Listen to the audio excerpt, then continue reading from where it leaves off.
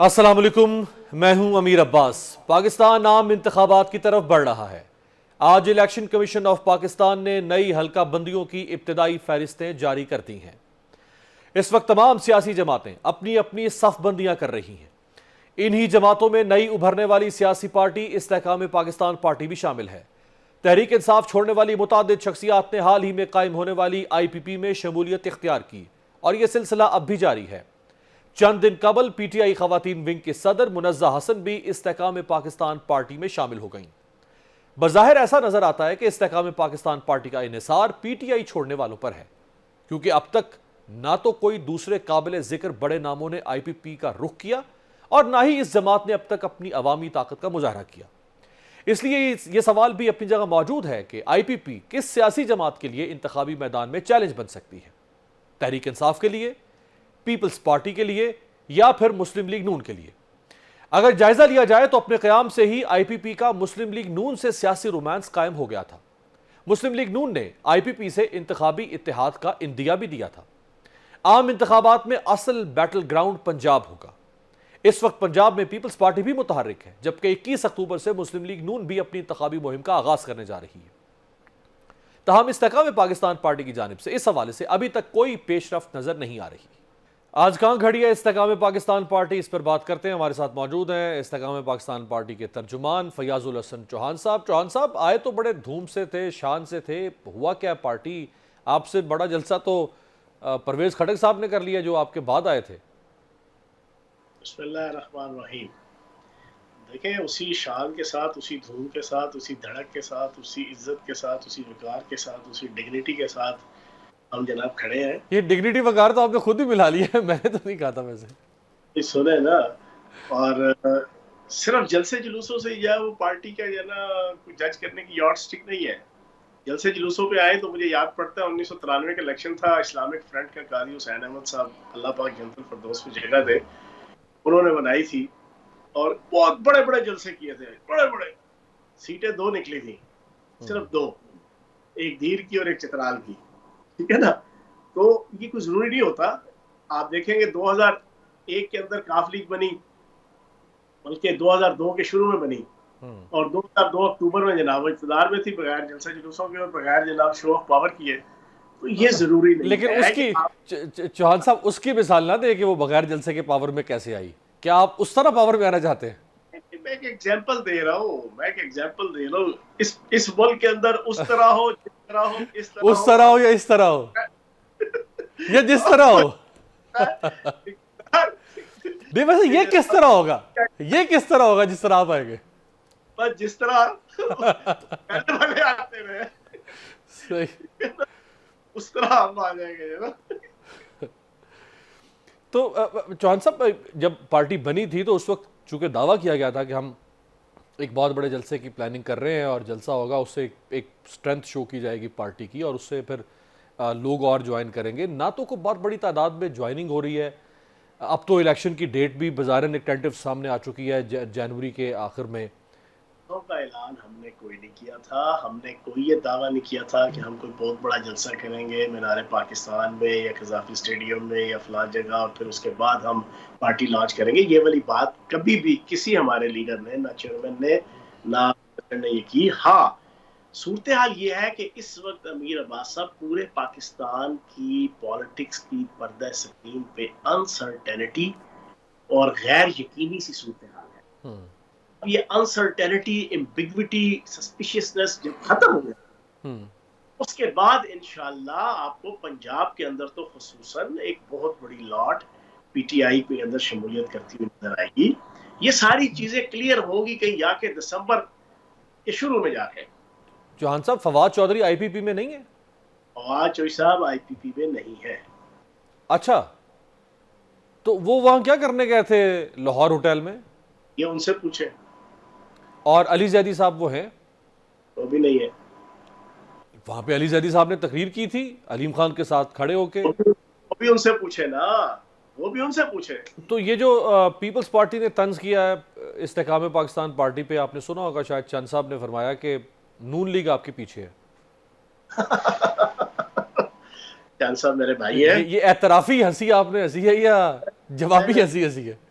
होता ही है ना, नदीम अफजल चांद साहब मेरे भाई है और उनकी फैमिली के साथ मेरा एक बड़ा वालहाना और एक बड़ा मोहब्बत वाला ताल्लुक है।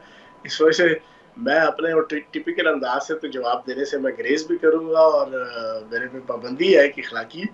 लेकिन पीपल्स पार्टी का आपसे पूछेंगे, पीपल्स पार्टी किस सब से इक़्तिदार आती रही है पिछले 15 साल से, जो कंसेक्टिवली सिंध के अंदर बैड परफॉर्मेंस के साथ खरबों डॉलर की करप्शन, हर दूसरा बंदे की खरबों डॉलर की करप्शन, खरबों डॉलर की, अरबों की भी नहीं, खरबों डॉलर की।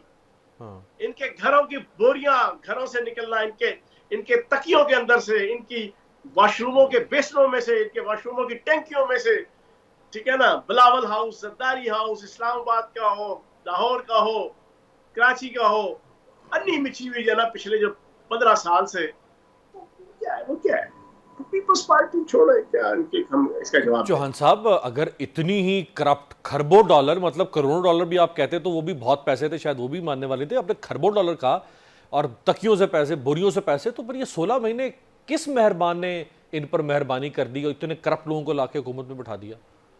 करप्ट लोगों को लाने के लिए पार्लिमानी सिस्टम की है ना। आपके पार्लिमानी सिस्टम के अंदर आपका हो, मेरा हो या पूरी दुनिया का हो, वहां पर जिसके पास वोट ज्यादा है वो वजीर आजम होगा, जिसके पास वोट के अंदर उसकी हुकूमत होगी।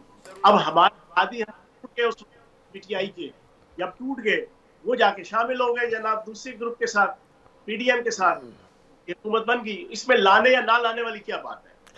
तो सिंध में फिर एक इत्तेहाद बन रहा है चौहान साहब, सिंध में एक इत्तेहाद बन रहा है पीपल्स पार्टी के खिलाफ, जिसमें एमक्यूएम भी है, जेयूआई भी है, उसमें जीडीए भी शामिल होगी और बाकी कौम परस्त जमातें भी होगी। तो आईपीपी उस इत्तेहाद का हिस्सा बनेगी पीपल्स पार्टी के खिलाफ?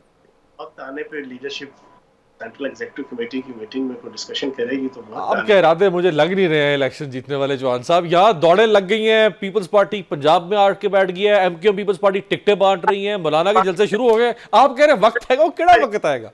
अमीर भाई 5 साल से, तो जब से 2018 के इलेक्शन, फिर उससे पहले भी, लेकिन पिछले 5 साल से हर 3 महीने बाद बिलावल जरदारी साहब और आसिफ जरदारी साहब वो लाहौर आके बैठते हैं और वो करोड़ों रुपया मीडिया पे लगाते हैं और लगा के प्रोपेगेंडा पूरा 1 हफ्ता, 1.5 हफ्ता, 2 हफ्ता होता है। अब आके बैठ गए चेयरमैन और शरीक चेयरमैन, अब जनाब पंजाब के अंदर इनकलाब आ जाएगा और पीपल्स पार्टी की जनाब लहरें बहरें हो जाएंगी। और जैसे ही वो निकलते हैं, जो थोड़ी बहुत ही 4 दाने होते हैं और उसमें से भी 2 कम हो जाते हैं। और भाई ये 5 साल से सुन रहे हैं। पंजाब को बता दें कि पंजाब में अभी इस वक्त तो सिर्फ 2 बड़ी जमातें हमें नजर आ रही हैं। एक पीटीआई है अगर इलेक्शन में आती है, दूसरी पीएमएल-एन है। पीपल्स पार्टी कोशिश कर रही है चलें एक आप हो गई, तो आप किसके साथ जाएंगे फिर? तो भाई हम अपना इलेक्शन लड़ेंगे। हमारे साथ जितने लोग हैं उनके 5-10% से लेके 50% तक अपने हल्कों में वोट है, जाती वोट का। किसी का 10% है, किसी का 15% है, किसी का 50% भी है। मजबूत लोग हैं। तो जिनका 10 या 15%, चौहान साहब, जिनका 10 या 15% है, उनका बाकी 85 या 90% कहां से पूरा होगा? इलेक्शन की कैंपेन चलेगी, देखिए मेरी बात सुनो, जब इलेक्शन कैंपेन चलेगी ना, सही है, फिर उसके बाद पता चलेगा आपको कि हाँ जी, अभी बहुत सी चीजें ऐसी हैं कि जिसमें पाकिस्तान की सियासत के पुलों के नीचे से भी बहुत सा पानी बहना है। बिल्कुल सही है। बहुत बहुत शुक्रिया। फयाजुल हसन चौहान साहब हमारे साथ मौजूद थे, इस्तेकाम पाकिस्तान पार्टी के तर्जुमान। एक ब्रेक पर जाते हैं, ब्रेक से वापसी पे शोएब शाहीन साहब हमारे साथ होंगे, पाकिस्तान तहरीक इंसाफ कोर कमेटी के रुकन। ब्रेक के बाद खुशामदेद। मुल्क की एक बड़ी और साबिका हुक्मरान जमात तहरीक इंसाफ ये शिकवा कर रही है कि उन्हें मुल्क में आम इंतखाबात की सरगर्मियों के लिए लेवल प्लेइंग फील्ड नहीं मिल रही। निगरान वज़ीर आज़म अनवारुल हक काकड़ गुज़श्ता दिनों ये मुतनाज़ बयान दे चुके हैं कि सरबरा पीटीआई और जेल में कैद पीटीआई कारकुनान के बगैर भी शफाफ इंतखाबात हो सकते हैं। निगरान वज़ीर आज़म का इस बयान को काफ़ी हद तक मुतनाज़ कहा जा रहा है। तहरीक इंसाफ अब भी बतौर एक सियासी जमात मौजूद है और उस पर किसी किस्म की कोई पाबंदी आयद नहीं की गई। तो क्या वज़ीर आज़म अनवारुल हक काकड़ का मज़कूरा बयान उनकी जानिबदारी को ज़ाहिर नहीं करता? मुल्क की एक बड़ी सियासी जमात का बैलेट पेपर से गायब हो जाना क्या इंतखाबी अमल को मुतनाज़ नहीं बना देगा? निगरान वज़ीर आज़म के मज़कूरा बयानात पर एहतजाज करते हुए तहरीक इंसाफ के तर्जुमान शोएब शाहीन ने कहा है कि निगरान वज़ीर आज़म इस वक्त मुस्लिम लीग नून की बी टीम बने हुए हैं। इनका काम लोगों को लेवल प्लेइंग फील्ड देना है, लेकिन हमें तो फील्ड ही नहीं मिल रही। याद रहे कि मुल्क में आम इंतखाबात का बिगल बच चुका है। इलेक्शन कमीशन ऑफ पाकिस्तान नई हल्का बंदियों की इब्तदाई फहरिस्तों का अमल मुकम्मल कर चुका है। नून लीग 21 अक्टूबर को मियां नवाज शरीफ की वापसी के जश्न के साथ मीनार पाकिस्तान से अपनी इंतखाबी मुहिम का आगाज करने जा रही है। पीपल्स पार्टी और मुत्तहिदा कौमी मूवमेंट भी तूफानी रफ्तार से अपने वोटर्स को कायल करने में मगन है। जमीयत उलमा इस्लाम, इस्तेकाम पाकिस्तान पार्टी और दीगर सियासी जमातों की सरगर्मियों में भी तेजी आ गई है, लेकिन इस इंतखाबी दौड़ में तहरीक इंसाफ की हरकत कहीं नजर नहीं आती। लिहाजा यहां यह सवाल उठता है कि तहरीक इंसाफ का इंतखाबी मुस्तकबिल क्या होगा। पीटीआई की इंतखाबी मुहिम लीड कौन करेगा? क्या इंतखाबात से कबल चौधरी परवेज लाई और शाह महमूद कुरैशी की रिहाई का कोई इम्कान है? इस पर बात करने के लिए हमारे साथ मौजूद हैं पाकिस्तान तहरीक इंसाफ की कोर कमेटी के रुकन और पाकिस्तान तहरीक इंसाफ और उनके चेयरमैन के कानूनी मामलात के तर्जुमान और senior advocate supreme court Shoaib Shaheen साहब। बहुत शुक्रिया शोएब साहब। सबसे पहले फरमाइएगा कि जो वज़ीर आज़म यानी निगरान वज़ीर आज़म ने जो स्टेटमेंट दिया है कि चेयरमैन तहरीक इंसाफ या उनके बाकी साथियों के जेल में होने के साथ साथ भी इंतखाबात साफ शफाफ हो सकते हैं, जिसकी तरदीद बहरहाल तहरीक इंसाफ ने की है, लेकिन लग तो यही रहा है कि आपके लोग जेल में होंगे और इलेक्शन हो जाएगा। देखें, पहली बात तो ये है कि ये जो प्राइम मिनिस्टर साहब हैं इस वक्त केयर टेकर, ये उनका काम नहीं है। उनका काम है फैसिलिटेट करें for the purpose of holding free and fair elections. ये अगर पीटीआई के चेयरमैन को या पीटीआई को माइनस करके ये कहते हैं कि लेजिटिमेट इलेक्शन होगा, तो ये इनकी भूल है। और दूसरी बात है कि ये चॉइस किसकी हैं? ये एक्सटेंशन है शहबाज शरीफ और राजा रियाज की, और राजा रियाज और शहबाज शरीफ एक ही पार्टी से पीएमएलएन से हैं, और ये पीएमएलएन की बी टीम है। और ये पीएमएलएन के लिए जो राह हमवार कर रहे हैं, जो कहा जा रहा है कि लेवल प्लेइंग फील्ड दें, हमें तो फील्ड ही नहीं दिया जा रहा। इनका काम है ये आज पता करें कि कौन उठा के ले गए सदाकत अब्बासी को। इनका काम है ये पता करके बताएं कि उस्मान डार को कौन उठा के ले गया है। इनका काम है ये पता करके बताएं शेख रशीद को कौन ले गया, मुशवानी को कौन ले गया, और कौन लोग हैं जो पीटीआई के वर्कर्स को क्रश करने के लिए उठा रहे हैं। कौन सी लॉ इन्फोर्समेंट एजेंसीज हैं जो इनके ज़ेर निगरानी काम करती हैं लेकिन इनका कंट्रोल नहीं है। कौन वो लोग हैं कि जो पीटीआई को क्रश करने, माइनस करने और उसके एजेंडे पे काम कर रहे हैं। ये कौन लोग हैं कि जिनका काम है कि वो फ्री एंड फेयर इलेक्शन कराएं, फैसिलिटेट करें, सबको लेवल प्लेइंग फील्ड दें, सियासी अदम इस्तेकाम ख़त्म करें।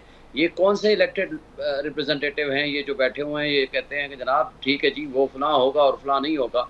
तुम कौन होते हो ये कहने वाले? एक शख्स जो भगोड़ा है, इश्तिहारी है और वो कन्विक्टेड है, सजा याफ्ता है, उसके लिए तो आप राह हमवार कर रहे हो।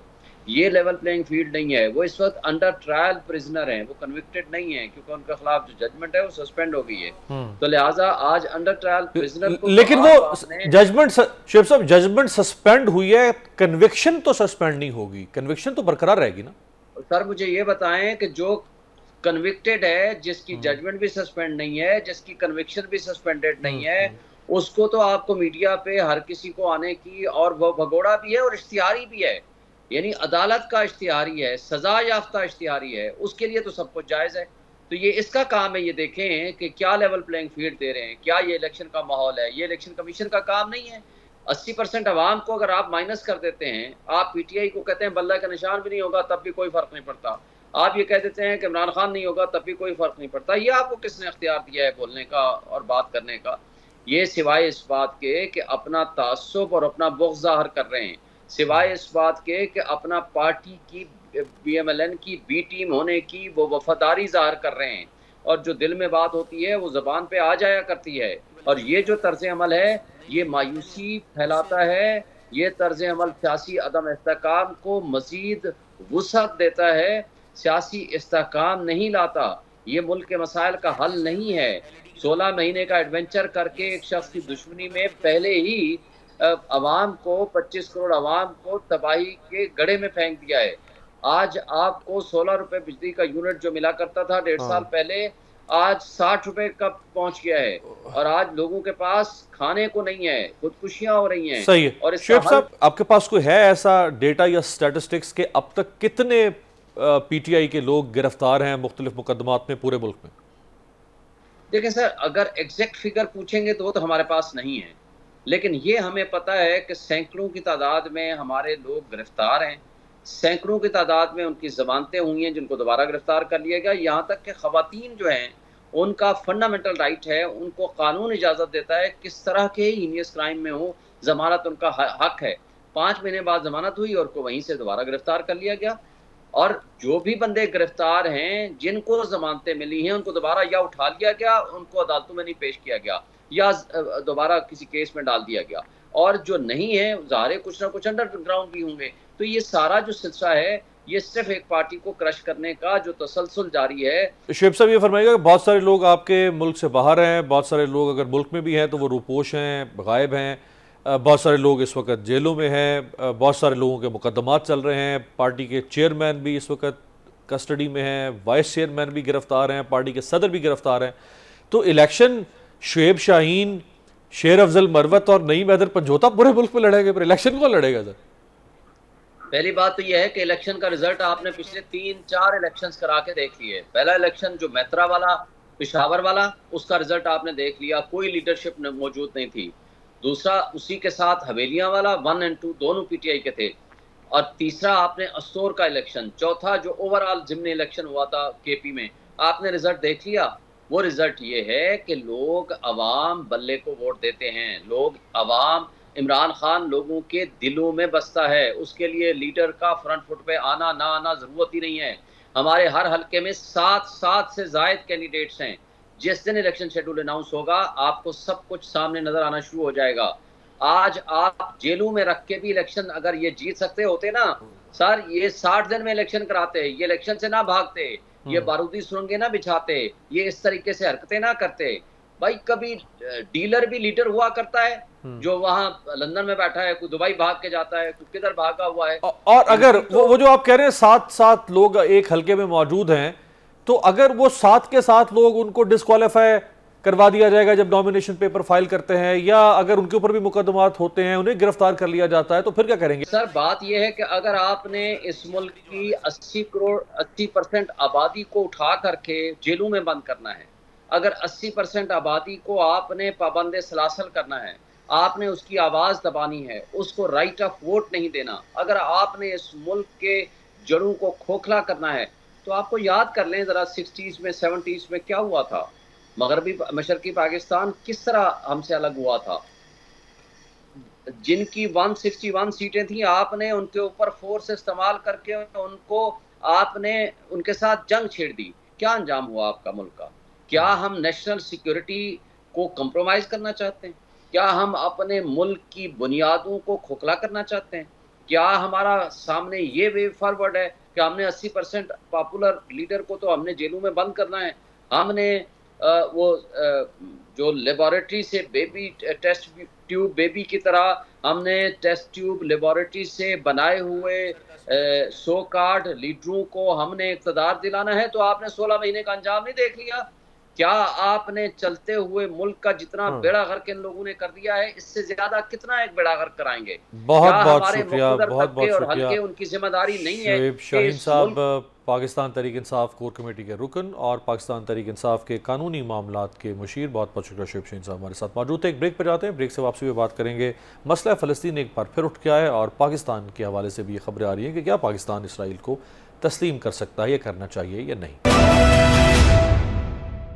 ब्रेक के बाद खुशामदेद। अर्ज़ फ़लस्तीन में मुसलमानों का किबला अव्वल है। अर्ज़ फ़लस्तीन को अंबिया की सरजमीन कहा जाता है, लेकिन उम्मत मुस्लिमा की आपसी नाइत्तफ़ाक़ी और कमज़ोरियों के बायस इस मुक़द्दस सरजमीन पर कई दहाइयों से यहूदियों का गासिबाना कब्ज़ा है। खिलाफत उस्मानिया के वजूद तक सरजमीन फ़लस्तीन पर उम्मत मुस्लिमा का परचम लहराता था। खिलाफत उस्मानिया के आखिरी खलीफा सुल्तान अब्दुल हमीद के दौर में यहूदियों का एक वफ्द सुल्तान से मुलाकात के लिए आया और सुल्तान को लालच देने की कोशिश की कि अगर फ़लस्तीन यहूदियों को दे दिया जाए तो उसके बदले हम खिलाफत उस्मानिया के सारे कर्जे उतार देंगे। जवाब में सुल्तान ने ज़मीन से एक तिनका उठाकर उनको दिखाया और कहा, अगर फ़लस्तीन का इतना हिस्सा भी तुम लेना चाहोगे तो तुम्हें नहीं मिलेगा। बादअज़ां खिलाफत उस्मानिया के आखिरी बरसों में बरतानिया ने इस खित्ते पर कब्जा जमा लिया। 1947 में अक़वाम मुत्तहिदा की जनरल असम्बली ने करारदाद के जरिए फ़लस्तीन को तकसीम करके अरब और इसराइली रियासत कायम करने का ऐलान कर दिया। बरतानिया ने इस इलाके से अपनी अफवाज वापस बुला ली और 14 मई 1948 को मकबूजा फ़लस्तीनी हिस्से पर इसराइल की हुकूमत कायम हो गई। अरबों ने तकसीम को कबूल करने से इनकार कर दिया और मिस्र, उर्दन, शाम, लबनान, इराक और सऊदी अरब ने नई इसराइली रियासत पर हमला कर दिया। तहम उनके हमले के नताइज उलट हो गए। इसराइली फौज ने अरबों के मजीद इलाके छीन कर अपनी हुदूद में इजाफा कर लिया। 29 अक्टूबर 1958 को इसराइल ने मिस्र से सहराए सीना छीन लिया।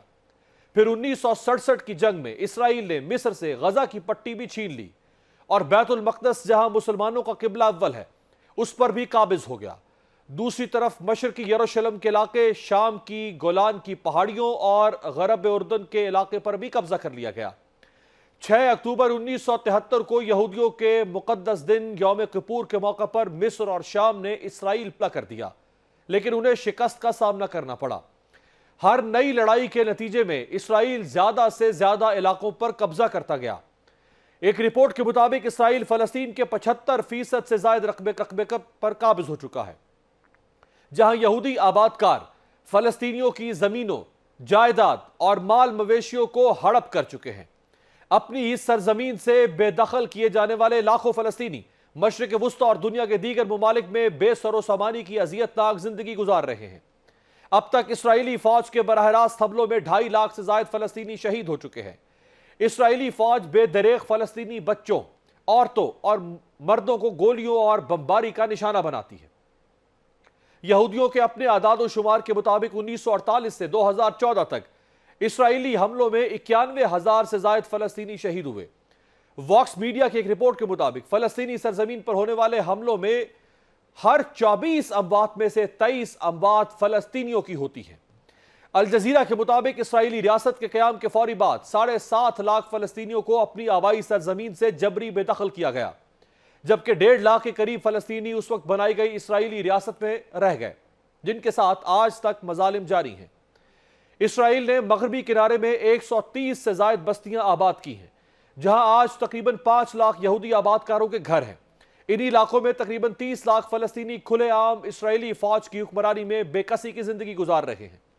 इस वक्त भी हजारों फलस्तीनी नौजवान, बच्चे और खवातीन इसराइली जेलों में अजियत और जबर का सामना कर रहे हैं।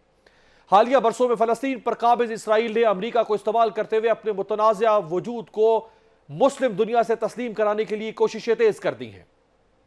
ताज़ा तरीन इत्तलात के मुताबिक सऊदी अरब, जो इस्लामी दुनिया का रहनुमा मुल्क समझा जाता है, अमरीकी दबाव की वजह से अब वो भी इसराइल को तस्लीम करने के मुबैना मुआहदे के करीब पहुंच रहा है। गुज़श्ता रोज सऊदी अरब ने तारीख में पहली मरतबा फलस्तीन अथॉरिटी के लिए अपना सफीर मुकर्रर कर दिया। याद रहे कि जब 1948 में इसराइल का क़याम हुआ, तब से अब तक सऊदी अरब ने इसराइल को बाज़ाबिता तौर पर तस्लीम नहीं किया है।